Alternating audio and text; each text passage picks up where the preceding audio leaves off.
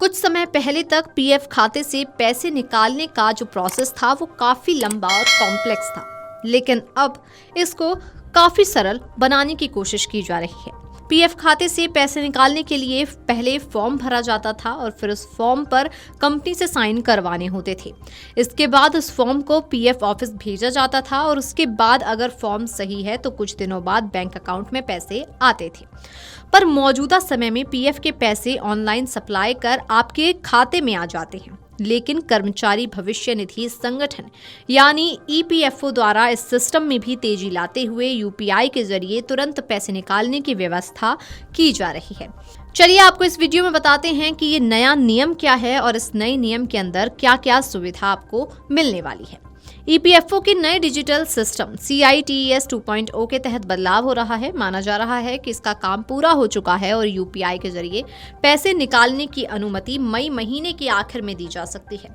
इससे UAN number से login कर ओटीपी के जरिए वेरिफिकेशन कर आप सीधे यूपीआई के जरिए अपने बैंक खाते में तुरंत पैसे प्राप्त कर सकेंगे। नई सुविधा आने के बाद ईपीएफओ पोर्टल या ऐप पर लॉगिन करना होगा। यहाँ पर आपको कुल बैलेंस और निकालने वाले बैलेंस की जानकारी दी जाएगी। निकालने वाला बैलेंस वो बैलेंस होता है जिसे आप चाहे तो पूरा भी निकाल सकते हैं। फिर आपको अमाउंट भरकर और यूपीआई आईडी भरकर वेरिफिकेशन करवाना है। इसके बाद सीधे आपके बैंक खाते में पैसे आ जाएंगे। नई सुविधा आने के बाद माना जा रहा है कि आप पीएफ खाते से एक साथ पूरा पैसा नहीं निकाल पाएंगे। आप अपने पीएफ खाते में कुल जमा राशि में से 75% पैसा ही निकाल पाएंगे। बाकी 25% पैसा आपको पीएफ खाते में रखना अनिवार्य होगा। जिन लोगों को पैसों की जरूरत हो वे अपने पीएफ खाते से तुरंत पैसा निकालकर अपना काम चला सके। वही पैसे निकालने की लिमिट इसलिए लगाई गई है ताकि लोग कुछ पैसा अपने भविष्य के लिए भी बचा सके। साथ ही कुछ दिन पहले ईपीएफओ ने पीएफ अकाउंट को लेकर लोगों को चेताया था। ईपीएफओ द्वारा सोशल मीडिया एक्स पर एक पोस्ट शेयर किया गया था जिसमें कहा गया कि अगर कर्मचारी के पीएफ अकाउंट में ज्वाइनिंग और एग्जिट डेट नहीं है तो इससे आप भविष्य के फायदों से वंचित रह सकते हैं। ज्वाइनिंग डेट बताती है कि आपने कब नौकरी की और आपके पीएफ में कब से पैसा जमा हो रहा है। वहीं एग्जिट डेट बताती है कि कर्मचारी ने नौकरी कब छोड़ी और कब तक पीएफ खाते में पैसा जमा हुआ।